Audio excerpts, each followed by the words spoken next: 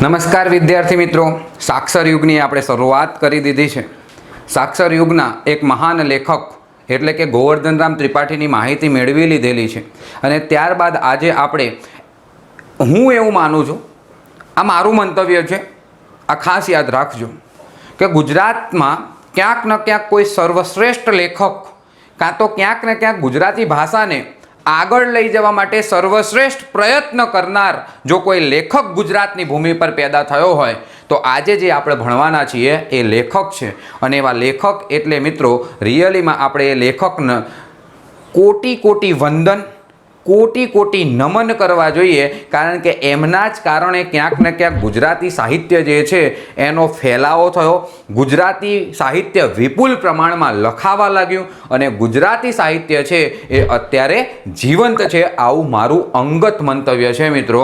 તો આજે આપણે જેની ચર્ચા કરવાના છે મિત્રો એ લેખક એટલે કે બીજા કોઈ નહીં, રણજીતરામ વાવાભાઈ મહેતા। રણજીતરામ વાવાભાઈ, ખાસ યાદ રાખજો, આ નામ યાદ રાખી લઈશું, વાવાભાઈ મહેતા। રણજીતરામ વાવાભાઈ મહેતા કે જેમનો જન્મ 25 ઓક્ટોબર, યાદ રાખીશું આપણે બધા, જન્મ 25 ઓક્ટોબર 1881 ના રોજ મિત્રો, 1881 ના રોજ સુરત ખાતે થયો। પહેલા નંબરે તો મિત્રો જન્મ સ્થળ યાદ રાખી લેજો કે રણજીતરામ વાવાભાઈ મહેતાનો જન્મ 1881 માં કઈ જગ્યાએ થયેલો છે? સુરત ખાતે થયેલો છે। તારીખ યાદ રાખવી હોય તો રાખવાની, નહીં તો મને તો યાદ રહી જાય છે એટલે હું યાદ રાખીને લખું છું મિત્રો। તમને ના યાદ રહે તો કોઈ વાંધો નથી, કોઈક વખત એક્ઝામમાં પૂછાશે, નહીં તો નહીં જ પૂછાય, પણ પ્રયત્ન એવો કરવાનો કે એક બે વખત બોલીએ જેથી કરીને આપણને યાદ રહી જાય। 25 ઓક્ટોબર 1881 ના રોજ સુરત ખાતે એક મહાન લેખકનો જન્મ થાય છે અને લેખકનું નામ એટલે કે રણજીતરામ વાવાભાઈ મહેતા।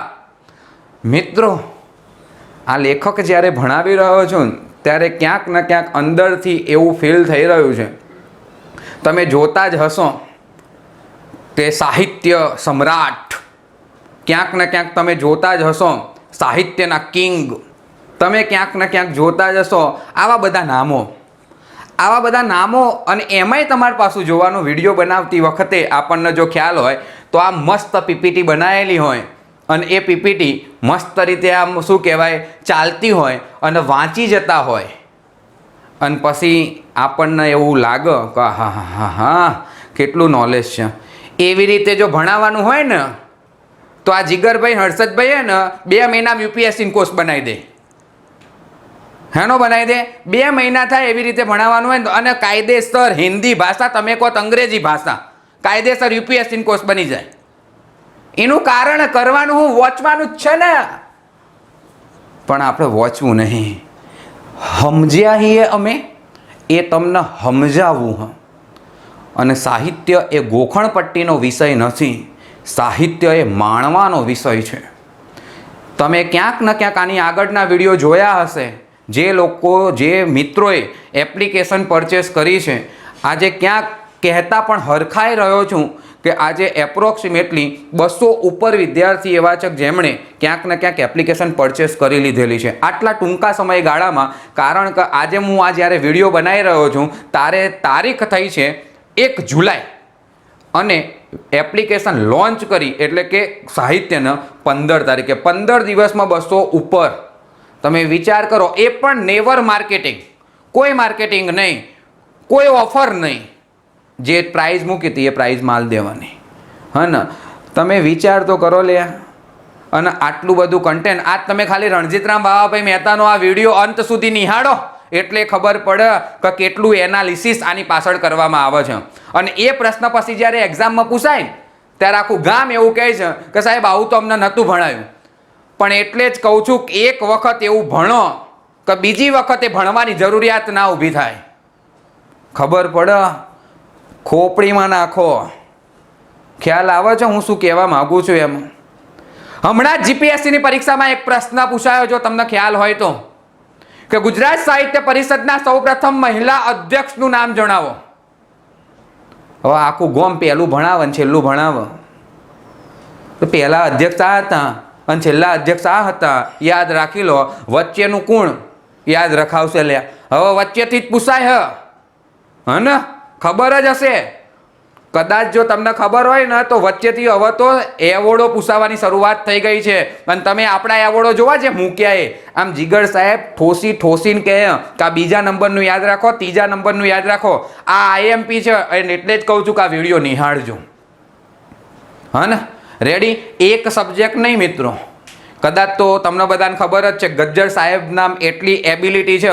ભારતની ભૂગોળ, ગુજરાતની ભૂગોળ, બંધારણ, ઇતિહાસની બુક લખેલી છે. આ બધા જ સબ્જેક્ટ ગજ્જર સાહેબ બહુ સારી રીતે ભણાવી શકે ને જીપીએસસી લેવલના. પણ પીપીટીનો ઉપયોગ નહીં કરવાનો. જે સમજ્યા છે એને બોર્ડ ઉપર લખો અને બોર્ડ ઉપર લખી અને ભણાવો. ધારો કે હું મારી વાત કરું તો સબ્જેક્ટ સાહિત્ય છે, સાંસ્કૃતિક વારસો છે. હા ને? કદાચ તમે બધાએ જોયો હશે સાંસ્કૃતિક વારસો મારો ક્યાંક ને ક્યાંક. તો આ બધા જે સબ્જેક્ટ ખરા મિત્રો એને પરફેક્ટલી માણવા પડે, નિહાળવા પડે, અંદર ઊંડું ઉતરવું પડે.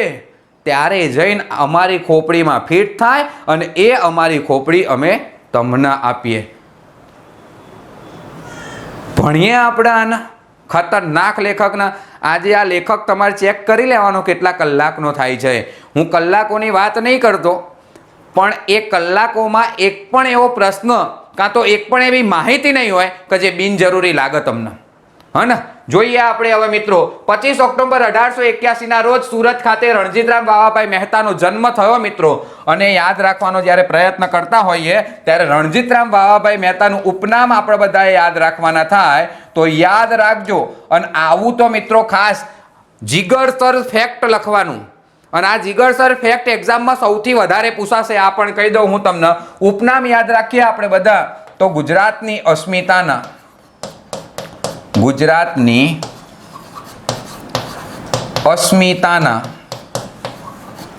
સ્વપ્નદ્રષ્ટા.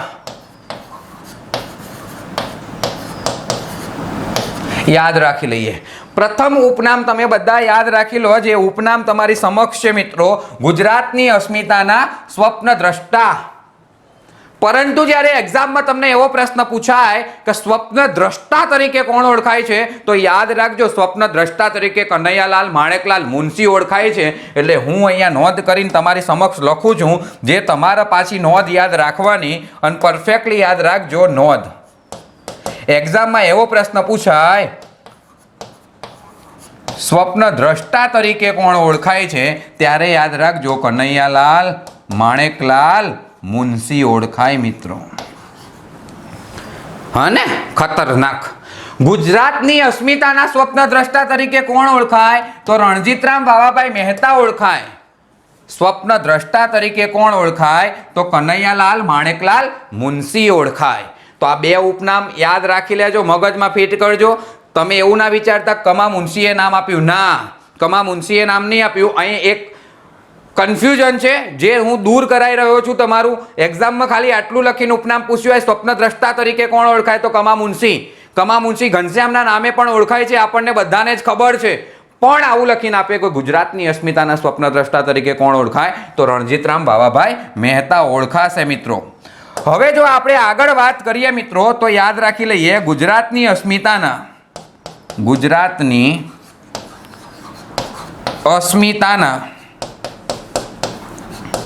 આદ્ય પ્રવર્તક. યાદ રાખજો ગુજરાતની અસ્મિતાના આદ્ય પ્રવર્તક તરીકે કોણ ઓળખાય તો યાદ રાખીએ આપણે બધા રણજીતરામ વાવાભાઈ મહેતા. પણ એ પણ યાદ રાખો આ ગુજરાતની અસ્મિતાના આદ્ય પ્રવર્તક આવું ઉપનામ કોના દ્વારા આપવામાં આવ્યું. હવે યાદ રાખજો આ ઉપનામ રણજીતરામ વાવાભાઈ મહેતાના કનૈયાલાલ માણેકલાલ મુનશીએ આપેલું છે મિત્રો. હજુ એક ઉપનામ યાદ રાખીએ. ગુજરાતની અસ્મિતાના અવતાર અને ગુજરાતની અસ્મિતાના અવતાર તરીકે પણ રણજીતરામ વાવાભાઈ મહેતા ઓળખાય અને આ ઉપનામ કોના દ્વારા આપવામાં આવ્યું તો કનૈયાલાલ માણેકલાલ મુનશી દ્વારા. એટલે રણજીતરામ વાવાભાઈ મહેતાના ઉપનામ જ્યારે આપણે બોલતા હોઈએ ત્યારે આવું બોલવાનું મિત્રો. ગુજરાતની અસ્મિતાના સ્વપ્નદ્રષ્ટા, ગુજરાતની અસ્મિતાનો આદ્ય પ્રવર્તક અને ગુજરાતની અસ્મિતાના અવતાર તરીકે ઓળખાય, જેનો જન્મ 1881માં સુરત ખાતે થયો હતો, એવા રણજીતરામ વાવાભાઈ મહેતા જે ગુજરાતી સાહિત્યકારોમાંના એક સર્વશ્રેષ્ઠ સાહિત્યકાર છે. તો 3 ઉપનામ પરફેક્ટલી યાદ રાખી લેજો. સ્વપ્નદ્રષ્ટા ઉપનામ કોનું છે તો આ યાદ રાખજો, કનૈયાલાલ માણેકલાલ મુનશીનું છે. ત્યારબાદ મિત્રો ફરીથી મેં તમને કહ્યું એમ આ જીગરસર ફેક્ટ છે જે તમારે યાદ રાખવાના અને એક્ઝામમાં રિયલીમાં મેક્સિમમ વખત આવા ફેક્ટો પૂછાતા હોય છે, એટલે હું તમને કહી રહ્યો છું મિત્રો. અને જ્યારે એક્ઝામમાં પૂછાય કે ગુજરાતની અસ્મિતાનો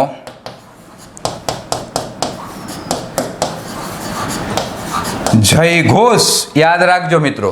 ગુજરાતની અસ્મિતાનો જયઘોષ કરનાર સૌ પ્રથમ સ્વપ્નદ્રષ્ટા,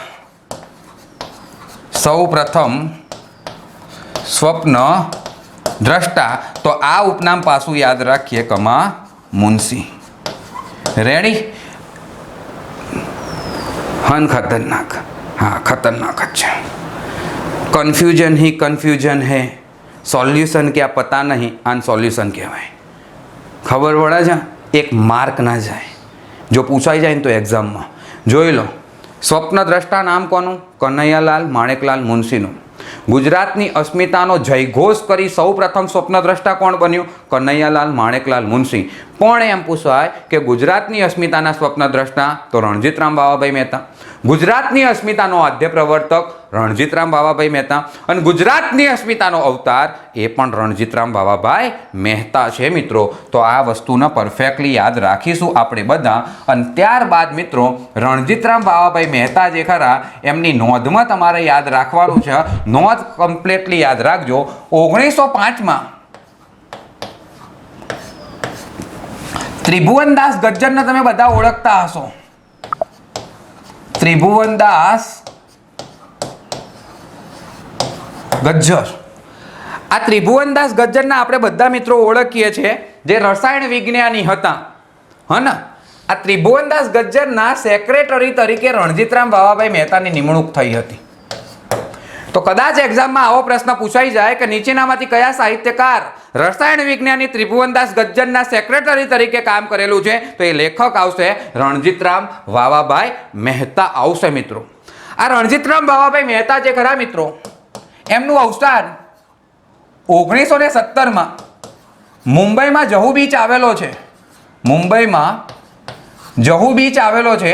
આ જહુ બીચની આજુબાજુ ડૂબી જવાથી મિત્રો એમનું અવસાન થયું હતું. તો કદાચ આ પ્રશ્ન એટલા માટે કામનો છે મિત્રો કે એક ક્યાંક ને ક્યાંક પ્રખ્યાત બીચ છે અને બીચમાં ક્યાંક ને ક્યાંક મિત્રો આ વ્યક્તિ જે ખરા આ રણજીતરામ વાવાભાઈ મહેતા જે ખરા એ બીચમાં ક્યાંક ને ક્યાંક મિત્રો ડૂબીને અવસાન પામેલા છે. એટલે જઈને કદાચ આપણને એક્ઝામમાં પૂછાય તો યાદ રાખજો કે મુંબઈમાં જહુ બીચની આજુબાજુમાં ડૂબીને અવસાન પામનાર સાહિત્યકાર કોઈ હોય તો એ રણજીતરામ વાવાભાઈ મહેતા છે.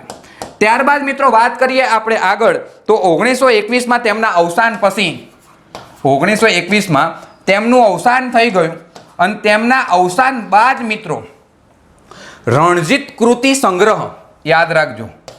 રણજીત કૃતિ સંગ્રહના નામે આ એક પુસ્તક બહાર પાડ્યું. કોના દ્વારા બહાર પાડવામાં આવ્યું? કનૈયાલાલ માણેકલાલ મુનશી દ્વારા.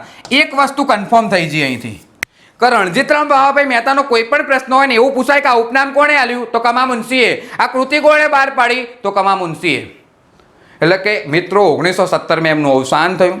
17માં અવસાન પામ્યા. ત્યારબાદ ક્યાંક ને ક્યાંક કનૈયાલાલ માણેકલાલ મુનશીના અથાગ પ્રયત્નોથી 1921માં રણજીતરામ વાવાભાઈના અવસાન બાદ રણજીત કૃતિ સંગ્રહ કોણે પ્રકાશન કર્યું? કારણ કે કોણે પ્રકાશિત કર્યું તો યાદ રાખીશું આપણે બધા. કોણ આવશે? કનૈયાલાલ માણેકલાલ મુનશી આવશે. અને ત્યારબાદ મિત્રો યાદ રાખીએ આપણે બધા જ્યારે સાહિત્ય સર્જનની વાત આવે રણજીતરામ વાવાભાઈ મહેતાની, અહીંયા જીગરસર ફેક્ટ લખજો મોસ્ટ આઈએમપી.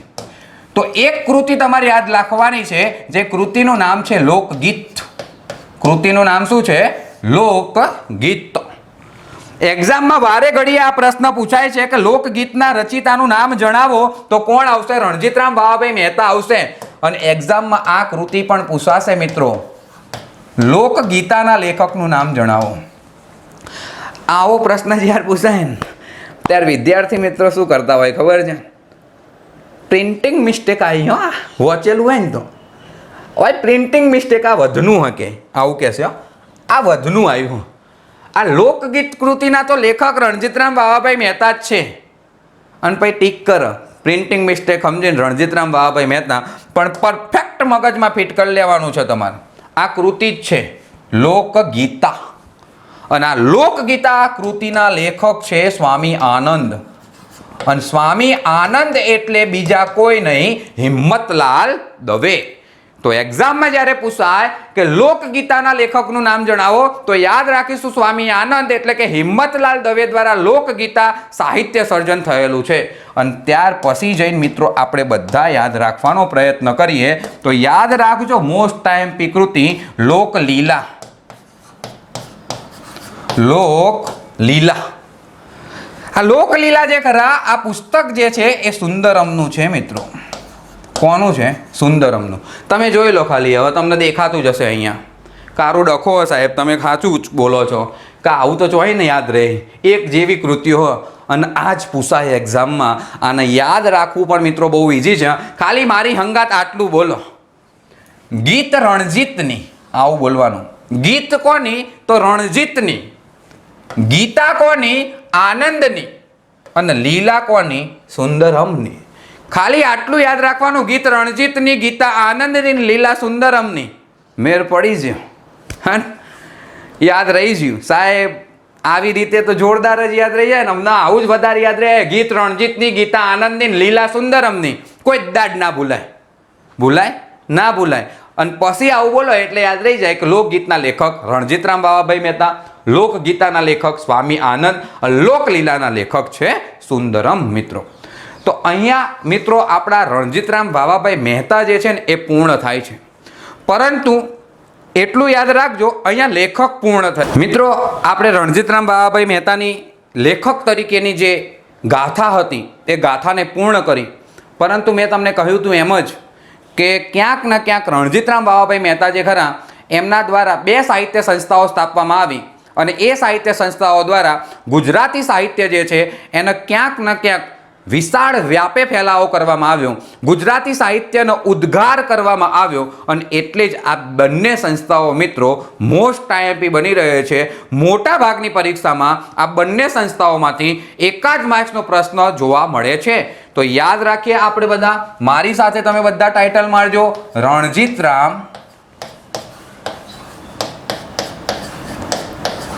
વાવાભાઈ મહેતા દ્વારા સ્થાપવામાં આવેલ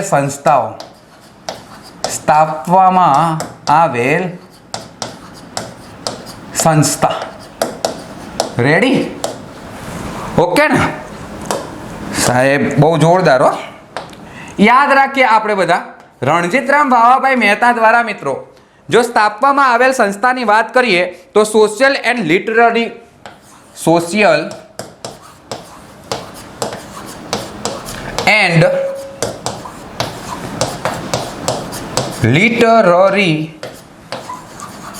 એસોસિએશન. આ સોશિયલ એન્ડ લિટરરી એસોસિએશન જે ખરા મિત્રો આની સ્થાપના રણજીતરામ વાવાભાઈ મહેતા દ્વારા 1898માં કરવામાં આવી હતી. સોશિયલ એન્ડ લિટરરી એસોસિએશનની જ્યારે સ્થાપના પૂછાય તો તમારે બધાએ યાદ રાખવાનું છે કે આની સ્થાપના ક્યારે કરવામાં આવી? 1898માં કરવામાં આવી હતી મિત્રો. ખાસ યાદ રાખીશું આપણે બધા, મગજમાં પરફેક્ટ ફિટ રાખીશું આપણે બધા. અને મિત્રો જ્યારે આપણને આ સોશિયલ એન્ડ લિટરરી એસોસિએશન જે ખરા આનું સ્થળ પૂછાય તો તમારે યાદ રાખવાનું છે અમદાવાદ. તો 1898માં રણજીતરામ વાવાભાઈ મહેતા દ્વારા અમદાવાદ ખાતે એક સંસ્થાની સ્થાપના કરવામાં આવી, જે સંસ્થાનું નામ છે સોશિયલ એન્ડ લિટરરી એસોસિએશન. પરંતુ મિત્રો આગળ જેમ જેમ સમય વીતતો જાય છે એમ આગળ જતા સંસ્થાનું નામ બદલવામાં આવ્યું. સંસ્થાનું નામ જે છે એને શું કરવામાં આવ્યું તો બદલવામાં આવ્યું. અને મિત્રો યાદ રાખીએ આપણે બધા વર્ષ 1904માં આ જે સંસ્થા જે છે એ સંસ્થાનું નામ બદલીને ગુજરાત સાહિત્ય સભા કરવામાં આવ્યું. શું કરવામાં આવ્યું? ગુજરાત સાહિત્ય સભા કરવામાં આવ્યું મિત્રો. તો એક્ઝામમાં જ્યારે પ્રશ્ન પૂછાય કે ગુજરાત સાહિત્ય સભાની સ્થાપના ક્યારે થઈ તો યાદ રાખીશું આપણે બધા 1904માં ગુજરાત સાહિત્ય સભાની મિત્રો સ્થાપના કરવામાં આવી હતી. 1904માં ગુજરાત સાહિત્ય સભા જે છે એનું જૂનું નામ જણાવો તો સોશિયલ એન્ડ લિટરરી એસોસિએશન. જેના સ્થાપક કોણ છે તો રણજીતરામ ભાવાભાઈ મહેતા. કયા વર્ષે સ્થાપના કરી તો 1898માં. કઈ જગ્યાએ સ્થાપના કરી તો અમદાવાદમાં સ્થાપના કરી.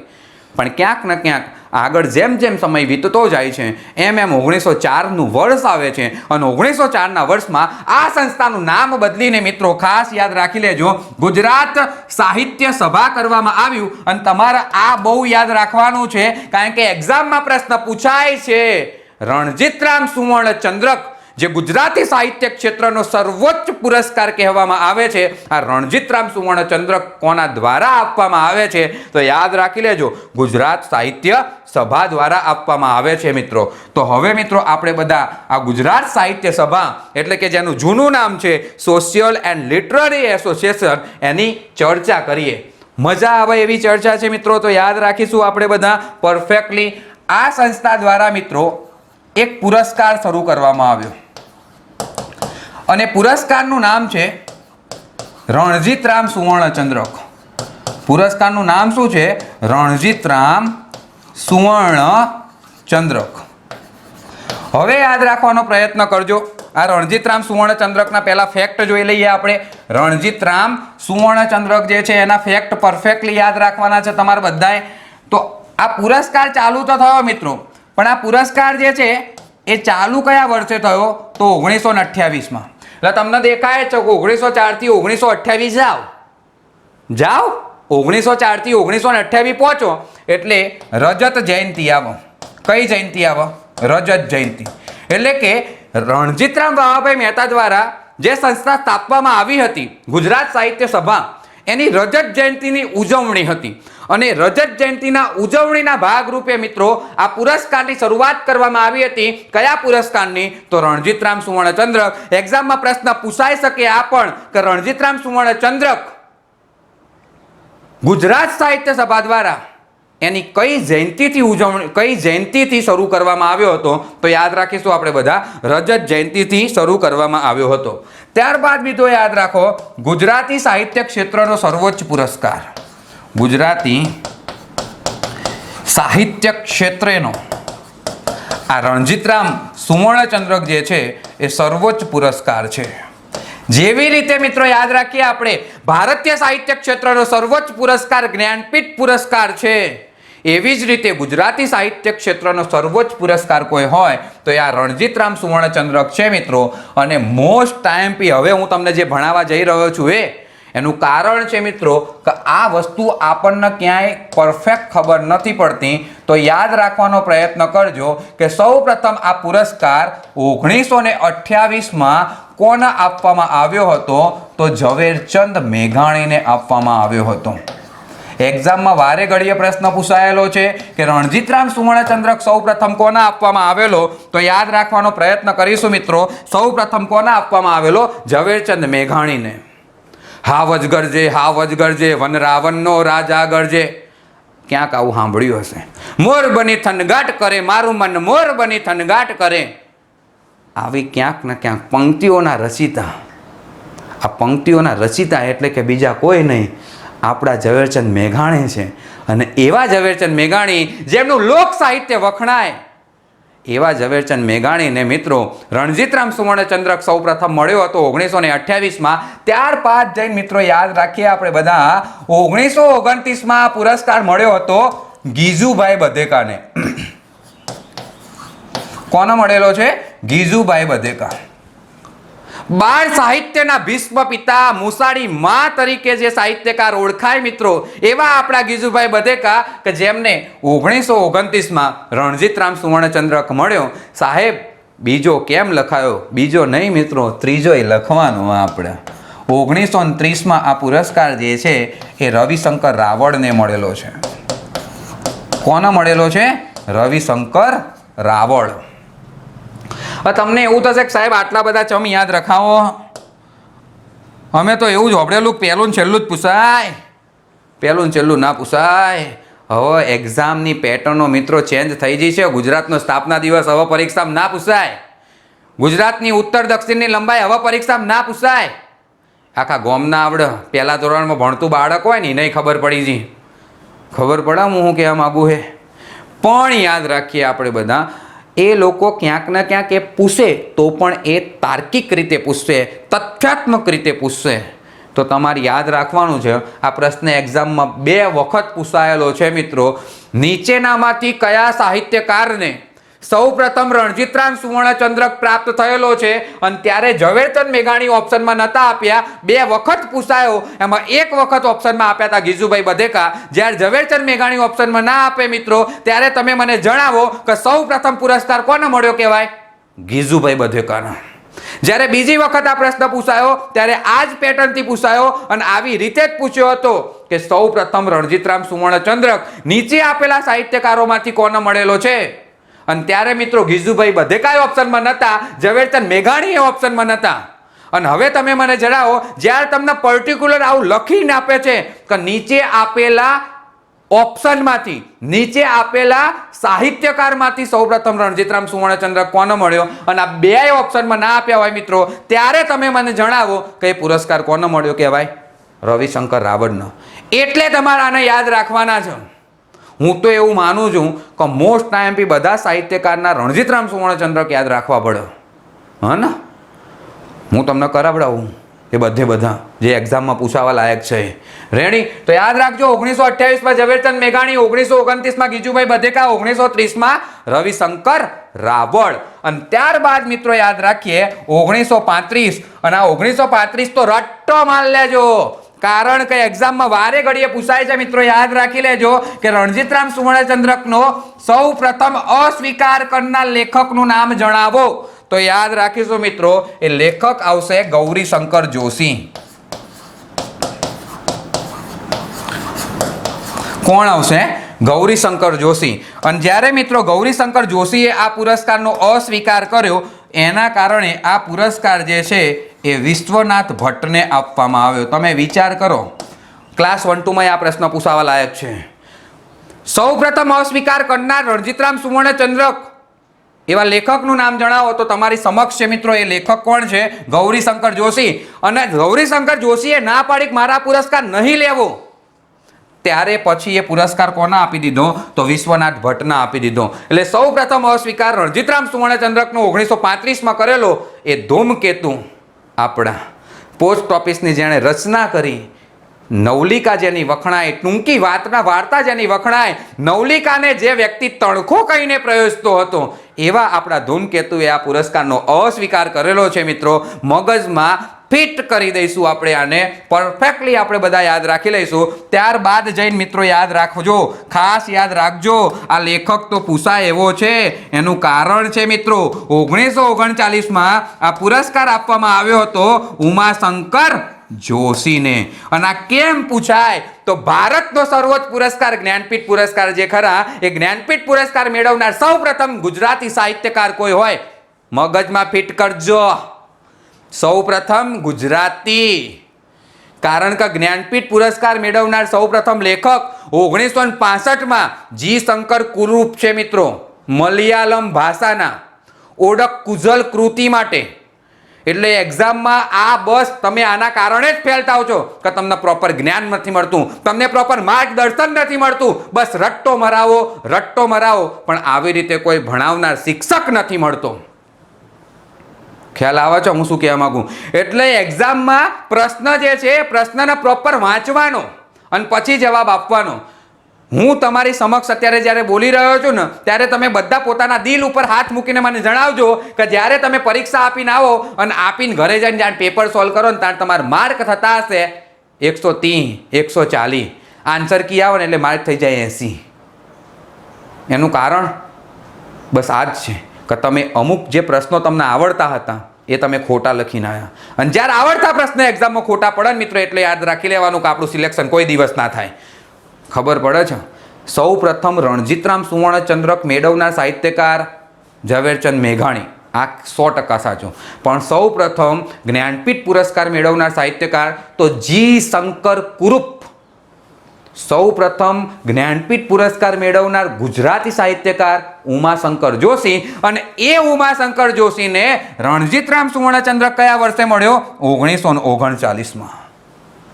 અહીંયા જે વર્ષ લખું છું એ જ્ઞાનપીઠ પુરસ્કારનું છે, યાદ રાખી લેજો 1967. રેડી? ખબર પડે ને? મોજ આવે ને? મોજથી ભણો. અને આ ભણવાનું તમને ગમતું હોય તો શેર કરો, બીજું તો હું કહું યાર. હા ને? આગળ જઈએ આપણે બધા. પરફેક્ટ યાદ રાખવાનો પ્રયત્ન કરજો. 1950માં આ પુરસ્કાર આપવામાં આવ્યો પન્નાલાલ પટેલને. કોને આપવામાં આવ્યો? પન્નાલાલ પટેલને. પન્નાલાલ પટેલને પણ મિત્રો 1985માં જ્ઞાનપીઠ પુરસ્કાર મળેલો. ગુજરાતના બીજા સાહિત્યકાર કે જેમને જ્ઞાનપીઠ પુરસ્કાર મળ્યો હોય, અભણ સાહિત્યકાર હતો મિત્રો, 4 ચોપડી ભણેલો સાહિત્યકાર, એવા આપણા પન્નાલાલ પટેલ. તમે વિચાર કરો, PhD કરીને ગવર્મેન્ટ એક્ઝામની તૈયારી કરીએ, 4 ચોપડી પાસ હતો અને ભારતીય સાહિત્ય ક્ષેત્રનો સર્વોચ્ચ પુરસ્કાર લઈને આવ્યો મિત્રો. એક કૃતિ એણે જે રચી, માનવીની ભવાઈ, જેણે આખા ભારતને હલાવી દીધી. કારણ 56 દુષ્કાળનું વર્ણન કર્યું પન્નાલાલ પટેલે મિત્રો. તો યાદ રાખવાનો પ્રયત્ન કરીશું આપણે બધા. 1928માં ઝવેરચંદ મેઘાણી, 1929માં ગીજુભાઈ બધેકા, 1930માં કોણ આવશે? રવિશંકર રાવળ. સૌ પ્રથમ અસ્વીકાર 1935માં ગૌરીશંકર જોશી, પણ એમણે ના સ્વીકાર્યો એટલે 1935નો પુરસ્કાર કોને આપી દીધો? વિશ્વનાથ ભટ્ટને આપી દીધો. ત્યારબાદ 1939માં ઉમાશંકર જોશી અને 1950માં પન્નાલાલ પટેલ આવશે મિત્રો. ત્યારબાદ જઈને યાદ રાખીએ 1956. 1956માં મિત્રો પુરસ્કાર મળ્યો રાજેન્દ્ર શાહને. એમનો જ્ઞાનપીઠ એવોર્ડ મિત્રો યાદ રાખીશું આપણે બધા. રાજેન્દ્ર શાહ, પરફેક્ટ યાદ રાખજો. રાજેન્દ્ર શાહ ગુજરાતના એવા સાહિત્યકાર 3જા નંબરના કે જેમને 2001માં ધ્વનિ કાવ્ય સંગ્રહ માટે મિત્રો જ્ઞાનપીઠ પુરસ્કાર મળેલો છે. આ બંને કમ્પેરિઝન યાદ રખાવું છું. એક ભારતનો, આ ભારતના સર્વોચ્ચ પુરસ્કાર છે, આ ગુજરાતના સર્વોચ્ચ પુરસ્કાર છે. પરફેક્ટલી યાદ રાખવાનો પ્રયત્ન કરજો. જો ભારતના પૂછાતા હોય તો ગુજરાતના પૂછાઈ શકે છે મિત્રો, અને પૂછાશે. ખબર પડે છે ને? રેડી? હવે મિત્રો આપણે આગળ જઈએ. પરફેક્ટલી યાદ રાખજો, મગજમાં ફિટ કરજો. 1939 આ 3 લેખકો કયા છે હું તમને પરફેક્ટલી કહી દઉં છું. આ 3 લેખકો કયા છે? જ્ઞાનપીઠ પુરસ્કાર મળ્યો હોય ને રણજીતરામે મળ્યો હોય એવા. એવું પૂછી લે. તમને એવું થાય કે સાહેબ તમે પ્રશ્નો જોરદાર લઈને આવો કે નીચેનામાંથી કયા એવા સાહિત્યકાર છે કે જેમને જ્ઞાનપીઠ પુરસ્કાર અને રણજીતરામ સુવર્ણચંદ્રક બંને મળેલા છે? આવું પૂછાય. કદાચ એવું પૂછાય કે જેમને જ્ઞાનપીઠ પુરસ્કાર અને રણજીતરામ સુવર્ણચંદ્રક એકેય નહીં મળ્યો, કાં તો બેમાંથી એક પણ નહીં મળ્યો. આવું પૂછે મિત્રો, કારણ કે આ તો આપણું GPSC G/SSB છે. એમને મન ફાવે એમ પૂછે. રેડી? હાર્દિક પટેલનો પોણી કોણે પીવડાયું? કનૈયાલાલ માણેકલાલ મુનશીની બાજુમાં કોનું મકાન આવેલું છે? આવા જો પ્રશ્ન પૂછતા હોય તો આ તો તથ્યાત્મક પ્રશ્નો છે, તો પૂછાઈ શકે. હા ને? હવે આપણે બધા આગળ જવાનો પ્રયત્ન કરીએ. રેડી? મોસ્ટ ટાઈમ મિત્રો પરફેક્ટલી યાદ રાખજો. સૌ પ્રથમ મહિલા રણજીતરામ સુવર્ણચંદ્રક મેળવનાર સૌ પ્રથમ મહિલાનું નામ જણાવો મિત્રો. તો 1974માં હીરાબેન પાઠક. આવા સાહિત્યકારનું નામ તો સાહેબ પહેલી વાર હોભળ્યું. આ હીરાબેન પાઠક ચોઈને આયા, પણ યાદ રાખી લેજો મિત્રો. સૌ પ્રથમ રણજીતરામ સુવર્ણચંદ્રક મેળવનાર મહિલા પૂછાય તો 1974માં આ વર્ષ ખાસ યાદ રાખજો. 1974માં હીરાબેન પાઠક આવશે મિત્રો. પરફેક્ટ યાદ રાખવાનો પ્રયત્ન કરજો, નહીં તો એક્ઝામમાં કદાચ ઘણા એવા હશે કે આ તો ના જ આવે, પણ આ જ આવે, હીરાબેન પાઠક જ આવે. રેડી? તો યાદ રાખીશું આપણે બધા, પરફેક્ટલી યાદ રાખવાનો પ્રયત્ન કરજો. અને ત્યારબાદ મિત્રો 1975માં આ પુરસ્કાર મળ્યો રઘુવીર ચૌધરીને. કોને મળેલો છે? રઘુવીર ચૌધરીને. અને આ રઘુવીર ચૌધરીને 2015માં જ્ઞાનપીઠ પુરસ્કાર મળેલો છે. એટલે જ હું તમને કહું છું મિત્રો, 4 લેખક એવા, એ 4 લેખકોને જ્ઞાનપીઠ પુરસ્કાર પણ મળેલો છે અને રણજીતરામ સુવર્ણચંદ્રકે મળેલો. ગુજરાતના કેટલા સાહિત્યકાર જેમને જ્ઞાનપીઠ પુરસ્કાર મળ્યો હોય? 4. કયા? ઉમાશંકર જોશી, પન્નાલાલ પટેલ, રાજેન્દ્ર શાન, રઘુવીર ચૌધરી. એ ચારેના રણજીતરામ, આ તો તમને બધાની યાદ જ છે, મને ખબર. આખા ગામે ગોખાઈ મરાયું, આ કોઈ નહીં કરાયું, જય જીગર સાહેબ કરાવવા. યાદ રાખી લો. 39, 50, 56, 75. 39, 50, 56, 75. ઘરે જઈને પેપર ચેક કરજો. 2016 રેવન્યુ તલાટી, 2016 રેવન્યુ તલાટીમાં પ્રશ્ન પૂછાયેલો. ચેક કરજો, વચ્ચેથી પૂછશે અને એ પ્રશ્ન નહીં આવડે. હા ને? ચેક કરો, 2016 રેવન્યુ તલાટીનું પેપર પૂછાયું હતું. 1975માં રણજીતરામ સુવર્ણચંદ્રક નીચેનામાંથી કયા સાહિત્યકારને મળેલો? હય હોય, વચ્ચેથી પૂછ્યું. ચોઈ ના આવડે? આવડે, પણ એના માટે એટલું એનાલિસિસ, એટલું રિસર્ચ કરેલું હોય એવા સાહેબો જોડે, એવા શિક્ષકો જોડે જ્યારે આપણે અભ્યાસ કરીએ ને મિત્રો, ત્યારે આવડે. ગોખણપટ્ટીથી આવડે નહીં. તો યાદ રાખી લઈશું આપણે બધા. 1975માં રઘુવીર ચૌધરી, જેમને 2015માં કયો પુરસ્કાર મળેલો છે?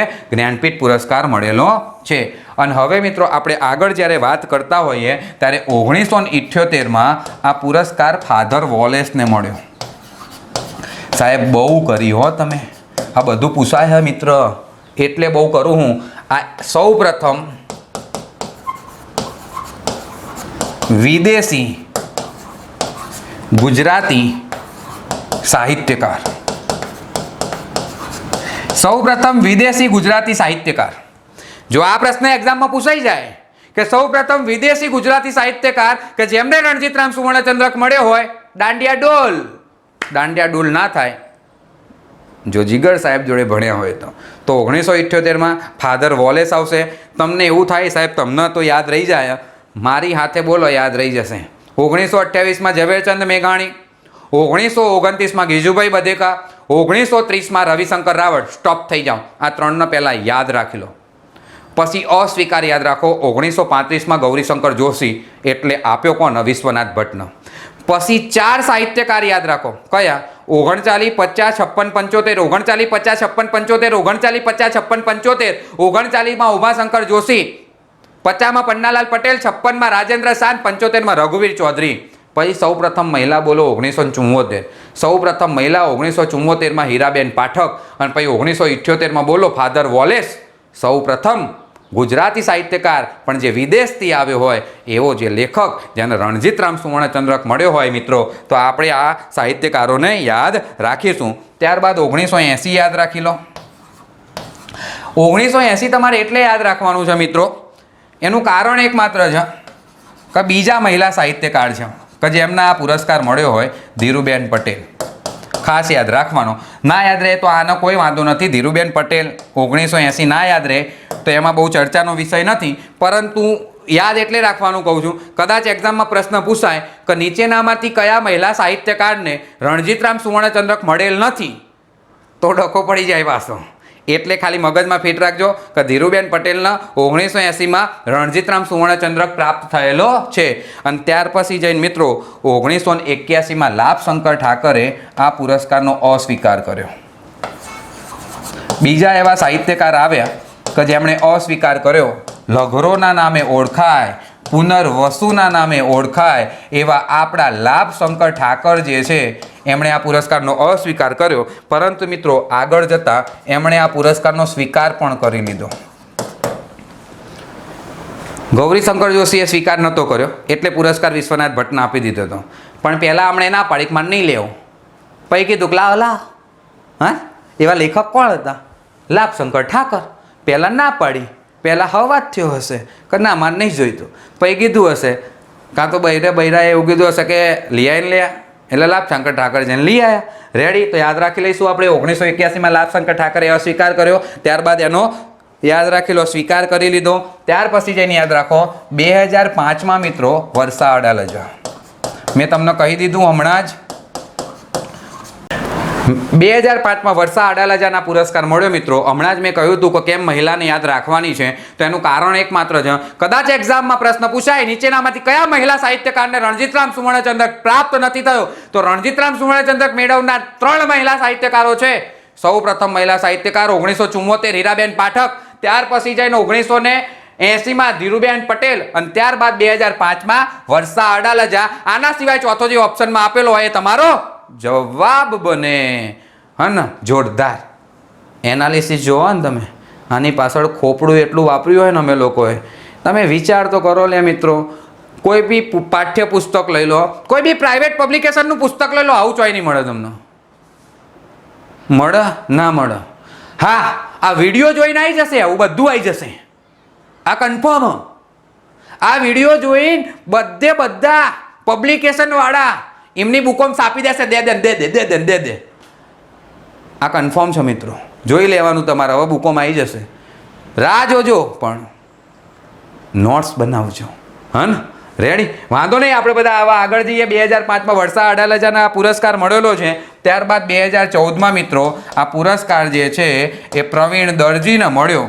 અને આ પ્રવીણ દરજી મિત્રો, આનું ઉપનામ એક્ઝામમાં બહુ વખત પૂછાય. હરતી ફરતી લાઇબ્રેરીના નામે જે લેખક ઓળખાય એવા પ્રવીણ દરજીને 2015માં રણજીતરામ સુવર્ણચંદ્રક મળેલો, અને 2014માં અને 2015માં કુમારપાળ દેસાઈ. બાલાભાઈ દેસાઈનું નામ તમે સાંભળેલું હશે, જે લેખક જય ભિક્ષુના નામે ઓળખાય એવા જય ભિક્ષુના પુત્ર સમાન, કાં તો એવા જય ભિક્ષુના પુત્ર કુમારપાળ દેસાઈને 2015નો રણજીતરામ સુવર્ણચંદ્રક મળેલો છે, જે અંતિમ રણજીતરામ સુવર્ણચંદ્રક છે. તમારે અહીંયા 2016 લખીને જ રાખવાનું, આવન એટલે ઠોકી બેહાડવાનું. રેડી? અહીંયા મિત્રો આપણા રણજીતરામ વાવાભાઈ મહેતા દ્વારા જે એમની યાદમાં રજત જયંતિ મહોત્સવે જે પુરસ્કાર આપવાની શરૂઆત થઈ હતી, એ પુરસ્કાર પૂર્ણ થયો. આટલી માહિતી આખા ગોમ જોડે હશે આપણી ગેરંટી, અને આટલું આખું ગોમ ભણાવતું હશે. આટલું તો નહીં જ ભણાવતું હોય, આ એક શ્યોર વસ્તુ છે, પણ આ પુરસ્કાર આખું ગોમ ભણાવતું હશે. અને એક્ઝામમાં આવું પૂછાય કે રણજીતરામ સુવર્ણચંદ્રક કઈ સંસ્થા આપે, તો ગુજરાત સાહિત્ય સભા આપે. યાદ રાખી લઈએ આપણે બધા, એકવાર ક્વિક રિવિઝન કરી લઈએ ગુજરાત સાહિત્ય સભાનું.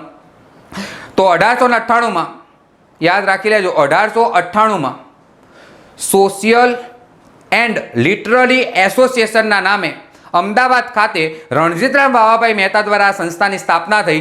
આગળ જતાં આ સંસ્થાનું નામ બદલાઈને 1904માં ગુજરાત સાહિત્ય સભા કરવામાં આવ્યું.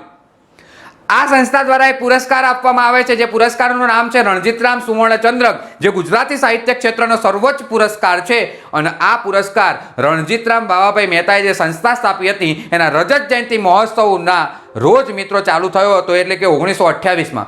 1928માં પુરસ્કાર ક્યાંક ને ક્યાંક મિત્રો પહાડનું બાળક ગાંધીજીએ જેમને રાષ્ટ્રીય શાયર કહીને બિરદાવ્યા એવા ઝવેરચંદ મેઘાણીને મળ્યો.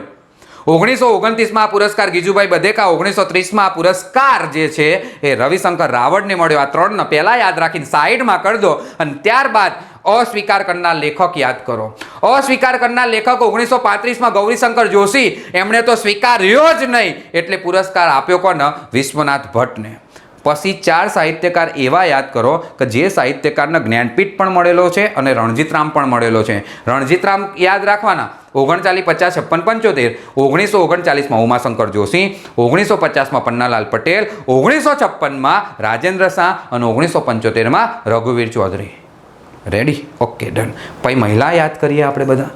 સૌ પ્રથમ મહિલા 1974 કોણ આવશે? હીરાબેન પાઠક.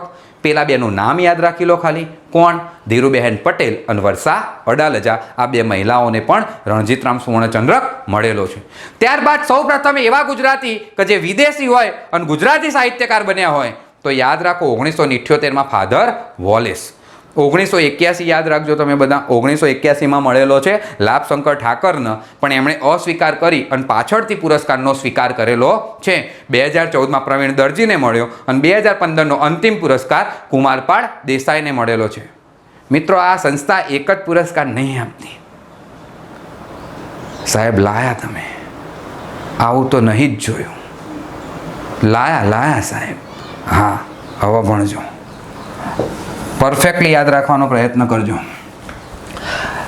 ગુજરાત સાહિત્ય સભા દ્વારા મિત્રો ધનજી કાનજી સુવર્ણચંદ્રક પણ આપવામાં આવે છે. મોસ્ટ ટાઈમ પ્રશ્ન મિત્રો, એક્ઝામમાં પૂછાવા લાયક પ્રશ્ન કે ગુજરાત સાહિત્ય સભા નીચેનામાંથી કયા પુરસ્કાર એનાયત કરે છે. ઓપ્શનમાં આપ્યું હોય રણજીતરામ સુવર્ણચંદ્રક, બીજો ઓપ્શન આપ્યો હોય ધનજી કાનજી સુવર્ણચંદ્રક, હા ને, આવો ઓપ્શન આપ્યો હોય. ત્રીજો ઓપ્શન આપ્યો હોય એ અને બી બંને, અને ચોથો ઓપ્શન આપ્યો હોય એક પણ નહીં, ત્યારે તમારે ટીક કરવાનું છે એ અને બી બંને. તો યાદ રાખીશું આપણે બધા ધનજી કાનજી યાદ રાખવાનો પ્રયત્ન કરજો. ધનજી કાનજી અહીં ગાંધી લખી દેજો ખાલી, આમ તો વાંધો નહીં. ધનજી કાનજી સુવર્ણચંદ્રક બોલો તો પણ, અને ધનજી કાનજી ગાંધી સુવર્ણચંદ્રક બોલો તો પણ. અને યાદ રાખવાનો પ્રયત્ન કરીએ મિત્રો કે સૌ પ્રથમ આ પુરસ્કાર જે છે એ 1983માં આપવામાં આવ્યો હતો રમેશ પારેખને. ધનજી કાનજી સુવર્ણચંદ્રક કાં તો ધનજી કાનજી ગાંધી સુવર્ણચંદ્રક સૌ પ્રથમ 1983માં કોને આપવામાં આવેલો છે? રમેશ પારેખને આપવામાં આવેલો છે. અહીંયા તો તમારે એક તીરે બે કામ થશે. એનું કારણ છે ધનજી કાનજી ગાંધી સુવર્ણચંદ્રક સૌ પ્રથમ મેળવનાર મહિલા તો 1984માં મિત્રો યાદ રાખી લઈએ આપણે કુંદનિકા કાપડિયા.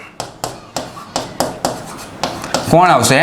કુંદનિકા કાપડિયા. તો આ બે પરફેક્ટલી મગજમાં ફિટ કરજો, કારણ કે એક તીરે કેમ બે નિશાન છે. કદાચ એમ પૂછાય કે ધનજી કાનજી ગાંધી સુવર્ણચંદ્રક મેળવનાર નીચે આપેલા સાહિત્યકારોમાંથી સૌ પ્રથમ કોણ છે? ઓપ્શનમાં રમેશ પારેખ નહીં આપ્યા તો ઓબ્વિયસલી વસ્તુ તમને આ તો યાદ હોવાના જ છે, કુંદનિકા કાપડિયા, કારણ કે એ સૌ પ્રથમ મહિલા છે એટલે આપણને યાદ રહેશે.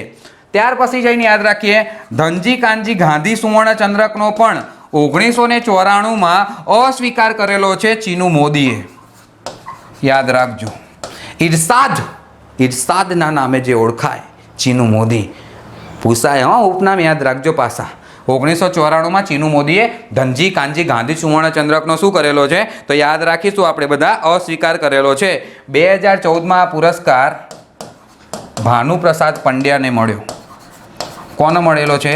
ભાનુપ્રસાદ પંડ્યા. અને યાદ રાખીએ આપણે બધા 2015 જે ખરા એ 2015માં આ પુરસ્કાર હર્ષ બ્રહ્મભટ્ટને આપવામાં આવેલો છે. રેડી? તો બે પુરસ્કાર તમારે યાદ રાખવાના છે જે ગુજરાત સાહિત્ય સભા આપો છો. યાદ રાખી લેજો, રણજીતરામ સુવર્ણચંદ્રક, ધનજી કાનજી ગાંધી સુવર્ણચંદ્રક. રણજીતરામ સુવર્ણચંદ્રકની મસ્ત ચર્ચા કરી લીધેલી છે. ધનજી કાનજી ગાંધી સુવર્ણચંદ્રકની ચર્ચા કરીએ તો સૌ પ્રથમ 1983માં કોને આપવામાં આવ્યો? રમેશ પારેખને આપવામાં આવ્યો. સૌ પ્રથમ મહિલા 1984માં કોણ આવશે? કુંદનિકા કાપડિયા આવશે. ત્યારબાદ અસ્વીકાર કરનાર તો 1994માં ચીનુ મોદી આવશે.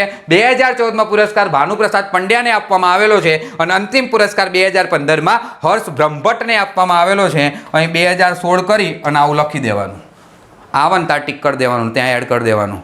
તો આવા હતા રણજીતરામ ભાવાભાઈ મહેતા કે જેમણે મિત્રો એમના નામનો સુવર્ણચંદ્રક ચાલુ કર્યો. એમની સંસ્થા દ્વારા સુવર્ણચંદ્રક એમના નામનો ચાલુ થયો. સાહિત્યકારો એ સુવર્ણચંદ્રક મેળવવા માટે ક્યાંક ને ક્યાંક નવા નવા સાહિત્યકારો ગુજરાતમાં પેદા થયા. અને એના જ કારણે ગુજરાતી સાહિત્ય છે એ આગળ વધતું જાય છે. મિત્રો ધન્ય છે આવા સાહિત્યકારને કે જે ગુજરાતી સાહિત્યને આટલી અમૂલ્ય ભેટ આપીને ગયા હોય, આટલી અમૂલ્ય સંસ્થાઓ આપીને ગયા હોય. એમને વંદન કરીએ આપણે બધા ભેગા થઈને. મિત્રો હજુ આમનું કામ પૂર્ણ નહીં થયું સાહેબ. હજુ આપણે રણજીતરામ ભાવાભાઈ મહેતાના જ ભણવાના છે, પણ મારા એપ્લિકેશન જે ખરા ને એપ્લિકેશનમાં વિડીયો અલગ અલગ મૂકવાના ને એટલે ક્યાંક ને ક્યાંક વચ્ચે કટિંગ આવે છે. નહીં તો આ જાણે આમ ક્લાસમાં ચાલતો હોય ને તાણ મારી જોડે ભણેલા વિદ્યાર્થીને પૂછી લેજો, અઢી કલાક ચાલે કાં તો 2 કલાક ચાલે આ રણજીતરામ ભાવાભાઈ મહેતા. હા ને, કારણ કે રણજીતરામ ભાવાભાઈ મહેતાએ મિત્રો 1904માં ગુજરાત સાહિત્ય સભાની સ્થાપના તો કરી, પણ આ સંસ્થાનું કામ સાંભળી લો. સાહિત્યકારને એવોર્ડ આપે, સાહિત્યકારને શું મળે? પ્રોત્સાહન. એટલે વધારે લખો. હવે જે સાહિત્ય લખાઈ રહ્યું છે એના લોકો સુધી પહોંચાડવાનું કાર્ય કોણ કરે? તો એના માટે પણ એક સંસ્થા તો જોઈએ ને. હા જોઈએ. અને એટલે જ રણજીતરામ ભાવાભાઈ મહેતાએ 1905માં ગુજરાત સાહિત્ય પરિષદની સ્થાપના કરી. એટલે મિત્રો નમસ્તે વિદ્યાર્થી મિત્રો, આપણે ક્યાંક ને ક્યાંક રણજીતરામ સુવર્ણચંદ્રક, ધનજી કાનજી ગાંધી સુવર્ણચંદ્રક જે ગુજરાત સાહિત્ય સભા દ્વારા આપવામાં આવે છે એનો અભ્યાસ કરી લીધા બાદ, એની ચર્ચા કરી લીધા બાદ આજે હજુ રણજીતરામ બાવાભાઈ મહેતા પૂરા નહીં થયા. યાદ રાખજો સાહેબ, બહુ કરીએ તમે જુઓ ખાલી શર્ટની હાલત જોઈ લો, આ પરસેવો જુઓ ખાલી, આ પરસેવો પડે છે ને એના અમે તમારી જોડે ક્યાંક ને ક્યાંક આ પરસેવાની દીક્ષા માગીએ છીએ, રૂપિયા નહીં માગતા. શિક્ષણ એ ધંધો કોઈ દાડ ના બને, આટલું યાદ રાખી લેજો. જે એનો ધંધો બનાવે ને એ લોકો ખોવાઈ જાય. સરસ્વતી કોઈ દાડ વેચાય નહીં, આ વસ્તુને યાદ રાખી લેવાની. આ વેચાણ નહીં, તમને બધાને ખબર જ છે. અંગૂઠો આપી દીધો તો ગુરુએ દીક્ષા માગી હતી ને, એટલે તો તમે આટલું તો કરી જ શકો છો. એનું કારણ છે મિત્રો, તમને એ બધાને ખબર જ છે કે ક્યાંક ને ક્યાંક આ બોર્ડ ફ્રીમાં નહીં આવ્યું હોય. આવ્યું હશે એને હમણાં મફતમાં નહીં આવ્યું હોય. ક્યાંક ને ક્યાંક અમારા ઘરે જે દર મહિને ઇન્ટરનેટ કનેક્શનનું જે ચાર્જ આવે છે એ ફ્રીમાં નહીં આવ્યો હોય. ક્યાંક ને ક્યાંક લેપટોપ જેમાં એડિટિંગને કરવામાં આવે છે એ ફ્રીમાં નહીં આવ્યું હોય. જે ક્યાંક ને ક્યાંક માણસો એડિટિંગ કરે છે એ અમારા ત્યાં ફ્રીમાં કામ નહીં કરતા હોય. આ બધું ખાલી તમે અમને ફ્રીમાં લાવી દો, ફ્રીમાં હાલ દઉં બધું, હા ને. અને એનો મામૂલી ચાર્જ છે ખાલી. તમે વિચાર તો ખરો, આટલામાં આવું સાહિત્ય કોઈ ભણાવે? ના ભણાવે. એટલે જ ફટાફટ જ્યારે પૈસા વધશે, હજુ વધશે, એનું કારણ છે જેમ જેમ જેમ વિડીયો મુકાતા જશે એમ એમ આના ચાર્જમાં વધારો થતો જશે. મારી મહેનત પેલાના બધાના રૂપિયા વધી રહ્યા છે. તમે એપ્લિકેશન લો ને એનુંય ભાડું ચડે, ઓટીપી આવે એનુંય ભાડું ચડે. આ બધાનું કેલ્ક્યુલેશન કરો ને તો ખબર પડે. ખબર પડી? નહીં તો મિત્રો શિક્ષણનો કોઈ દાડો હું વેપાર નહીં કરતો, ગજ્જર સાહેબ વેપાર નહીં કરતા. બસ આટલું કહેવા માગું છું હું તમને. તમે જે રૂપિયા આપો છો ને એ રૂપિયા આના જોઈ લો. રેડી? Okay, done. તો મિત્રો રણજીતરામ બાવાભાઈ મહેતાને આગળ ધપાવીએ આપણે. અને રણજીતરામ બાવાભાઈ મહેતા દ્વારા એક સંસ્થાની શરૂઆત કરવામાં આવી અને સંસ્થાનું નામ હતું ગુજરાત સાહિત્ય પરિષદ. સંસ્થાનું નામ શું હતું? ગુજરાત સાહિત્ય પરિષદ. આ ગુજરાત સાહિત્ય પરિષદની સ્થાપના રણજીતરામ બાવાભાઈ મહેતા દ્વારા 1905માં કરવામાં આવી હતી. જ્યારે સ્થાપના પૂછાય ને મિત્રો તો ખાસ યાદ રાખજો, મુંબઈ આવશે. આખું ગોમ અમદાવાદ લખ, આખું ગોમ અમદાવાદ લખ. એટલે આ સ્થાપના થઈને તાણ તો મુંબઈમાં થઈ હતી. એટલે કહું હું કે જો જાણ પૂછાય કે ગુજરાત સાહિત્ય પરિષદ જે છે એની સ્થાપના કઈ જગ્યાએ થઈ તો મુંબઈમાં થઈ હતી મિત્રો. પરંતુ 1980નું વર્ષ આવ્યું. કયું વર્ષ આવે છે? 1980નું વર્ષ આવ્યું. 1905 થી 1980 સુધી આનું મુખ્ય કેન્દ્ર, આનું સંસ્થાનું કેન્દ્ર મુંબઈ હતું. 1980માં સંસ્થાનું કેન્દ્ર બદલી અને અત્યારે હાલ આ સંસ્થાનું મુખ્ય કેન્દ્ર કયું છે તો અમદાવાદ છે. રેડી? ખ્યાલ આવી ગયો ને? ચમ અમદાવાદ હે અને આખું ગોમ અમદાવાદ અમદાવાદ જ લખ. આવું ભણાવો લે. તાણ વિદ્યાર્થીઓને આમ પ્રોપર ગાઈડન્સ મળ્યું કહેવાય. કોઈ વાંધો નહીં, યાદ રાખીએ આપણે બધા. ગુજરાત સાહિત્ય પરિષદ 1905માં મુંબઈ ખાતે સ્થાપના થઈ. 1980માં આનું કેન્દ્ર બદલીને અમદાવાદ ખાતે લાવવામાં આવ્યું. એટલે પૂછાય કે ગુજરાત સાહિત્ય પરિષદ હાલમાં ક્યાં આવેલી છે તો અમદાવાદ ખાતે આવેલી છે મિત્રો. સ્થાપક તો તમને બધાને ખબર જ છે. સ્થાપક કોણ આવશે? રણજીતરામ બાવાભાઈ મહેતા આવશે. અને યાદ રાખીએ મિત્રો, આના દ્વારા એક મુખપત્ર બહાર પાડવામાં આવે છે, જે મુખપત્રનું નામ છે પરબ. અને બીજા નંબરે યાદ રાખીએ ભાષા વિમર્શ. પરબ જે છે મિત્રો એની શરૂઆત 1960માં થઈ હતી. અત્યારે હાલ માસિક સ્વરૂપે પ્રગટ થાય છે અને ભાષા વિમર્શ ત્રૈમાસિક તરીકે પ્રગટ થાય છે. યાદ રાખજો, આ મગજમાં ફિટ કરી દો, ફિટ કરજો. ગુજરાત વર્નાક્યુલર સોસાયટી જેનું નામ ગુજરાત વિદ્યાસભા છે એનું મુખપત્ર બુદ્ધિપ્રકાશ. બીજા નંબરે વર્તમાન. ગુજરાત સાહિત્ય અકાદમીનું મુખપત્ર શબ્દસૃષ્ટિ. ગુજરાત સાહિત્ય પરિષદનું મુખપત્ર પરબ. બીજા નંબરે ભાષા વિમર્શ. પરબ છે માસિક છે, ભાષા વિમર્શ છે ત્રૈમાસિક છે. યાદ રાખવા માટે 3 પોચડા લખો. 1905 ગુજરાત સાહિત્ય પરિષદ અને પરબ. तो याद रही जशे, क्यारेय कन्फ्यूजन थशे नहीं। तो आटली वस्तु याद राखवानी थाय। अने त्यारबाद जईने मित्रों आमां ज्यारे आपणे नोंध भणता होईए त्यारे नोंध तमारे परफेक्टली याद राखवानी थाय। गुजरात साहित्य परिषदना प्रांगण्यमां एक ग्रंथालय आवेलुं छे मित्रों। शुं आवेलुं छे? ग्रंथालय। अने ज्यारे आपणने आ ग्रंथालयनुं नाम पूछाय त्यारे याद राखजो चिमनलाल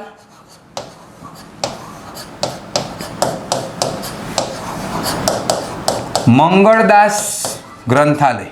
ग्रंथालयનું નામ ખાસ યાદ રાખજો, ચીમનલાલ મંગળદાસ ગ્રંથાલય। ક્યાં આવેલું છે? તો ગુજરાત સાહિત્ય પરિષદ જે ખરા એના પ્રાંગણ્યમાં આવેલું છે મિત્રો। તો ખાસ યાદ રાખીશું આપણે બધા। ત્યાર પછી જઈને મિત્રો યાદ રાખો, અહીંયા ગ્રંથ વિહાર કરીને એક સ્થળ છે। આ ગુજરાત સાહિત્ય પરિષદ જ્યાં આવેલી છે અમદાવાદમાં, ત્યાં ગ્રંથ વિહાર કરીને એક સ્થળ છે। આ પુસ્તક વેચાણ કેન્દ્ર છે। ગુજરાત સાહિત્ય પરિષદ એના પ્રાંગણ્યમાંથી કાં તો એનું જે સાનિધ્ય છે એ સાનિધ્યમાંથી જ્યાં એમણે પુસ્તક વેચાણ કેન્દ્ર બનાવેલું છે એ પુસ્તક વેચાણ કેન્દ્રનું નામ શું રાખવામાં આવેલું છે? તો ગ્રંથ વિહાર રાખવામાં આવેલું છે। આ ગુજરાત સાહિત્ય પરિષદમાં મિત્રો દર બુધવારે યાદ રાખજો આ બોધ સભા ભરાય છે। આવું પૂછાય કે બોધ સભા નીચેનામાંથી કઈ સંસ્થા દ્વારા ભરાવવામાં આવે છે? તો ગુજરાત સાહિત્ય પરિષદ દ્વારા ભરાવવામાં આવે છે। આનું કાર્ય શું છે આ બોધ સભાનું મિત્રો? તો યાદ રાખીએ આપણે બધા, આ નામની જે કાર્યશાળા છે આ બોધ સભા નામની, એનું આયોજન કરે છે મિત્રો। શાનું આયોજન કરે છે? તો જે નવા કવિઓ છે, જે નવા લેખકો છે, એ નવા લેખકોને માર્ગદર્શન આપવાનું, એમનો ઉત્સાહ વધારવાનું, નવા કવિઓને માર્ગદર્શન આપવાનું, એમના ઉત્સાહ વધારવાનું આ બોધ સભાનું ક્યાંક ને ક્યાંક કાર્ય રહેલું છે। તો કદાચ એક્ઝામમાં આવા પ્રશ્નો પણ આપણી સમક્ષ આવે તો ગભરાવવું નહીં। એનું કારણ છે કે આપણે ખૂબ જ ડિટેલમાં ભણેલા છીએ। તો યાદ રાખી લો, ગુજરાત સાહિત્ય પરિષદ દ્વારા એક ગ્રંથાલય પણ ચલાવવામાં આવે છે, જે ગ્રંથાલયનું નામ છે ચિમનલાલ મંગળદાસ ગ્રંથાલય। ત્યાં એક પુસ્તક વેચાણ કેન્દ્ર આવેલું છે, જે પુસ્તક વેચાણ કેન્દ્રનું નામ ગ્રંથ વિહાર છે। અને યાદ રાખો, આ ગ્રંથ વિહાર નામનું જે આ કેન્દ્ર છે પુસ્તક વેચાણ કેન્દ્ર, એનું ઉદ્ઘાટન નિરંજન ભગતે કરેલું છે। કોના દ્વારા કરવામાં આવેલું? નિરંજન ભગત દ્વારા મિત્રો યાદ રાખજો। અને અહીંયા દર બુધવારે એક બૌદ્ધ સભાનું, બૌદ્ધ નહીં હો, બોધ સભાનું આયોજન કરવામાં આવે છે। આ એક કાર્યશાળા છે તેની, અને આનું મુખ્ય હેતુ એ છે કે નવા લેખકો, નવી લેખિકાઓ, નવા કવિઓ જે છે એમને ક્યાંક ને ક્યાંક પ્રોત્સાહન મળે, એમને માર્ગદર્શન પૂરું પાડવામાં આવે, એ હેતુથી આ બોધ સભાનું શું કરવામાં આવે છે? આયોજન કરવામાં આવે છે।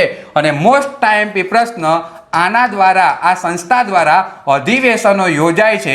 એમાં સૌ પ્રથમ અધિવેશન યાદ રાખીશું આપણે બધા। આગળના લેખકમાં ઓલરેડી ભણી ગયા। 1905માં અમદાવાદ ખાતે યોજાયું હતું। અને એક્ઝામમાં જ્યારે પ્રશ્ન પૂછાય કે સૌ પ્રથમ અધિવેશનના પ્રમુખનું નામ જણાવો, તો યાદ રાખી લેજો ગોવર્ધન રામ ત્રિપાઠી। જે વર્ષે સંસ્થાની સ્થાપના થઈ એ જ વર્ષે આ સંસ્થાનું એક અધિવેશન યોજાયું હતું। અને એ અધિવેશન છે એ અમદાવાદ ખાતે યોજાયું હતું 1905માં। અને યાદ રાખજો, આ સંસ્થા જે છે એના સૌ પ્રથમ પ્રમુખ કોણ બનેલું છે? તો કોણ બનેલું છે? ગોવર્ધન રામ ત્રિપાઠી બનેલા છે। ત્યાર પછી મિત્રો યાદ રાખો, છઠ્ઠું અધિવેશન, છમું અધિવેશન કાં તો છઠ્ઠું અધિવેશન। સાહેબ છઠ્ઠું કેમ યાદ રખાવો હો? જો પછી કહેજો। આ છઠ્ઠું અધિવેશન જે છે મિત્રો એ 1920માં ભરાયું હતું। એ કઈ જગ્યાએ ભરાયું? તો આ છઠ્ઠું અધિવેશન પણ મિત્રો અમદાવાદ ખાતે ભરાયું। જ્યારે છઠ્ઠા અધિવેશનના પ્રમુખનું જ્યારે આપણને નામ પૂછાય તો હરગોવિંદ કાંટાવાળા આવશે। કોણ આવશે? હરગોવિંદ કાંટાવાળા। અને આમાંથી પ્રશ્ન પૂછાય તો આ જ પ્રશ્ન પૂછાશે મિત્રો। યાદ રાખી લેજો, કયા અધિવેશનમાં, ગુજરાત સાહિત્ય પરિષદના કયા અધિવેશનમાં રવિન્દ્રનાથ ટાગોર મુખ્ય અતિથિ તરીકે હાજર રહ્યા હતા? એ અધિવેશન હતું છઠ્ઠા નંબરનું અધિવેશન 1920માં અમદાવાદ ખાતે યોજાયું હતું। અને એના પ્રમુખ હતા હરગોવિંદ કાંટાવાળા। પહેલું અધિવેશન 1905 અમદાવાદ, સૌ પ્રથમ પ્રમુખ ગોવર્ધન રામ ત્રિપાઠી। છઠ્ઠું અધિવેશન 1920 અમદાવાદ, પ્રમુખ હરગોવિંદ કાંટાવાળા। મોસ્ટ ટાઈમપી પ્રશ્ન યાદ રાખી લેજો, મોસ્ટ ટાઈમપી, કે રવિન્દ્રનાથ ટાગોર જેના મુખ્ય અતિથિ રહ્યા હોય એવું અધિવેશન જ્યારે પૂછાય તો 6ઠ્ઠા નંબરનું અધિવેશન આવશે મિત્રો. પરફેક્ટલી યાદ રાખવાનો પ્રયત્ન કરજો. ત્યાર પછી જઈને યાદ રાખીએ આપણે બધા મિત્રો 12મું અધિવેશન. કયું અધિવેશન?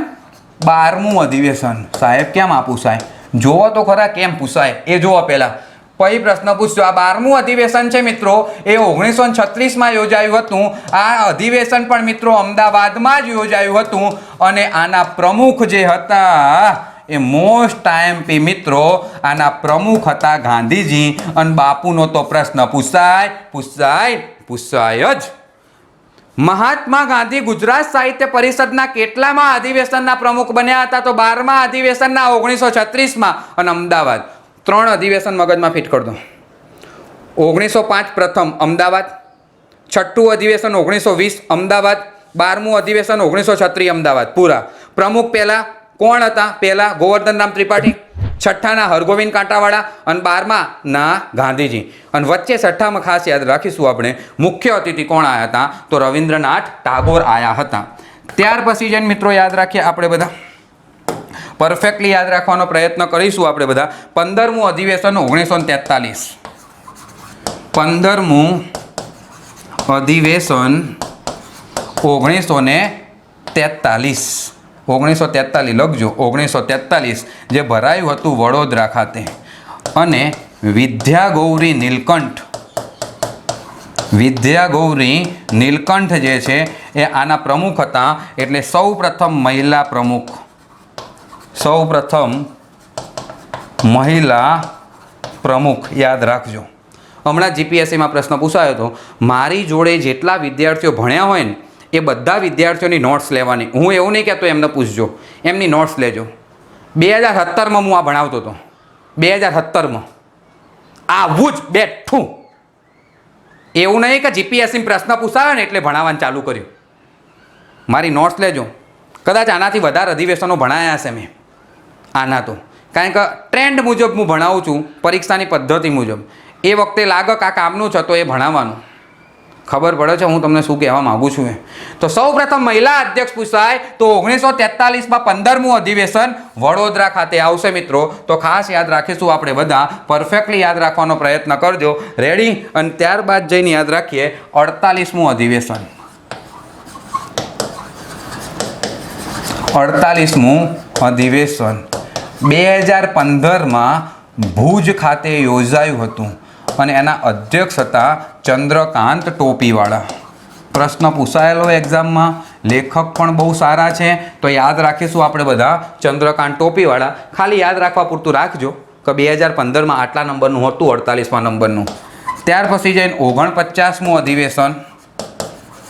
49મું અધિવેશન યાદ રાખીએ આપણે બધા. 2017માં યોજાયું સિકંદરાબાદ અને એના અધ્યક્ષ બન્યા હતા સિતાંશુ યશચંદ્ર. મોસ્ટ આઈએમપી લેખક સિતાંશુ યશચંદ્ર મહેતા. પરફેક્ટલી યાદ રાખવાનો પ્રયત્ન કરજો. તો 2017થી ક્યાંક ને ક્યાંક 2020 સુધી આ જે છે સિતાંશુ યશચંદ્ર એ પ્રમુખ રહ્યા હતા ગુજરાતી સાહિત્ય પરિષદના. તો યાદ રાખવાનો પ્રયત્ન કરીશું. અને હવે મિત્રો યાદ રાખીએ આપણે બધા. આ ગુજરાત સાહિત્ય પરિષદનું 50મું અધિવેશન યોજાયું. કોરોના કાળના કારણે મિત્રો આ અધિવેશન છે એ 2020માં યોજાયું. કઈ જગ્યાએ યોજાયું? તો અમદાવાદ ખાતે યોજાયું. અને એના પ્રમુખ કોણ બન્યા? તો પ્રકાશ શાહ બન્યા. કોણ બન્યું? પ્રકાશ શાહ. કોરોના કાળના કારણે આ અધિવેશન છે એ ક્યાંક ને ક્યાંક એટલા ફૂલ જોશમાં એટલા બધા પબ્લિકની સાથે ના યોજાઈ શકું. ક્યાંક ને ક્યાંક જે પણ કાર્ય હતું એ ક્યાંક ને ક્યાંક ઓનલાઈન કરવામાં આવ્યું હતું. પરંતુ અધિવેશન તો યોજાઈ ગયું. એટલે એક્ઝામમાં આવો પ્રશ્ન પૂછાયેલો. તમે વિચાર કરો, ગુજરાત સાહિત્ય પરિષદનું અંતિમ અધિવેશન કેટલામું હતું? જ્યારે આ 49મું અધિવેશન યોજાયું ને 2017માં ત્યારે એ પ્રશ્ન પૂછ્યો હતો, યાદ રાખી લો. અને ત્યારે જવાબ આવતો તો ગુજરાત સાહિત્ય પરિષદનું અંતિમ અધિવેશન કેટલામું હતું? 49મું. પણ અત્યારે જ્યારે આ પ્રશ્ન પૂછાય ત્યારે યાદ રાખીશું કે અંતિમ અધિવેશન કેટલામું છે? તો 50મું. કઈ જગ્યાએ યોજાયું? અમદાવાદ. અને પ્રમુખ અત્યારે હાલના પ્રમુખ પૂછાય તો કોણ આવશે? પ્રકાશ શાહ આવશે. ફટાફટ રિવિઝન કરી લઈએ. 1905માં રણજીતરામ બાવાભાઈ મહેતા દ્વારા મુંબઈ ખાતે ગુજરાત સાહિત્ય પરિષદની સ્થાપના કરવામાં આવી. 1980માં એનું કેન્દ્ર બદલીને અમદાવાદ ખાતે લાવવામાં આવે છે અને મુખપત્ર બહાર પાડે છે પરબ અને ભાષા વિમર્શ. ગ્રંથ વિહાર કરી પુસ્તક વેચાણ કેન્દ્ર આવેલું છે અહીંયા, જેનું ઉદ્ઘાટન નિરંજન ભગત દ્વારા કરવામાં આવેલું છે. ત્યારબાદ જઈને યાદ રાખીએ, ચિમનલાલ મંગળદાસ ગ્રંથાલય આ ભવનમાં આવેલું છે, કાં તો એક લાઇબ્રેરી, એક ગ્રંથાલય આ સંસ્થા ચલાવે છે, ગુજરાત સાહિત્ય પરિષદ ચિમનલાલ મંગળદાસ ગ્રંથાલય. મિત્રો, દર બુધવારે બોધ સભાનું આયોજન થાય છે. એનો હેતુ એકમાત્ર છે કે નવા લેખકો, નવી લેખિકાઓ અને નવા કવિઓ જે છે એમને માર્ગદર્શન પૂરું પાડવાનો. અને આ સંસ્થા દ્વારા ગુજરાતી સાહિત્યના ફેલાવા માટે એ હેતુસર અલગ અલગ અધિવેશનો યોજાય છે, જેમાં સૌપ્રથમ અધિવેશન 1905માં અમદાવાદ ખાતે યોજાયું હતું. સૌપ્રથમ અધિવેશનના પ્રમુખ આપણા ગોવર્ધનરામ માધવરામ ત્રિપાઠી હતા. 6ઠ્ઠા નંબરનું અધિવેશન 1920માં અમદાવાદ ખાતે યોજાયું હતું, જેના પ્રમુખ હરગોવિંદ કાંટાવાળા હતા. પણ પ્રશ્ન આ પૂછાશે કે 6ઠ્ઠા અધિવેશનના મુખ્ય અતિથિ કોણ બન્યા હતા? રવિન્દ્રનાથ ટાગોર બન્યા હતા. 12મું અધિવેશન મિત્રો 1936માં અમદાવાદ ખાતે યોજાય છે અને એના પ્રમુખ આપણા ગાંધીજી બને છે, એટલે આ અધિવેશન પણ મહત્વનું છે. 15મું અધિવેશન 1943માં વડોદરા ખાતે યોજાય છે અને સૌપ્રથમ મહિલા અધ્યક્ષ બને છે, જેનું નામ હોય છે મિત્રો, યાદ રાખી લઈએ આપણે બધા, વિદ્યા ગૌરી નીલકંઠ. 48મું અધિવેશન 2015માં ભુજ ખાતે યોજાય છે, જેના અધ્યક્ષ ચંદ્રકાંત ટોપીવાળા. 49મું અધિવેશન સિકંદરાબાદ ખાતે યોજાયું, જેના અધ્યક્ષ, જેના પ્રમુખ ક્યાંક ને ક્યાંક સીતાંશુ યશચંદ્ર. અને અંતિમ અધિવેશન 50મું જે છે એ અમદાવાદ ખાતે યોજાયું 2020માં. અને અત્યારે હાલ ગુજરાત સાહિત્ય પરિષદના પ્રમુખનું નામ પૂછાય તો કોણ આવશે? પ્રકાશ શાહ આવશે. અને મિત્રો, અહીંયા આપણે આપણા રણજીતરામ બાવાભાઈ મહેતાને પૂર્ણ કરીએ છીએ. આ વિડીયો જો તમને ગમતો હોય મિત્રો તો ખાલી બસ લાઈક કરો. તમારા વિદ્યાર્થી, તમારા જે ગ્રુપ છે, તમારા જે મિત્રો છે, તમારા જે વિદ્યાર્થી મિત્રો છે એમને કહો કે રિયલીમાં સાહિત્ય ગજ્જર એકેડમીની એપ્લિકેશનમાં જીગર સાહેબે ભૂકા કાઢ નાખીને એવું ભણાયેલું છે. પહેલાં ડેમો જો, ગમે તો જ પરચેસ કરજો. રેડી મિત્રો, આવતા વિડીયો લેક્ચરમાં મળીએ. ત્યાં સુધી જય હિન્દ, જય ભારત.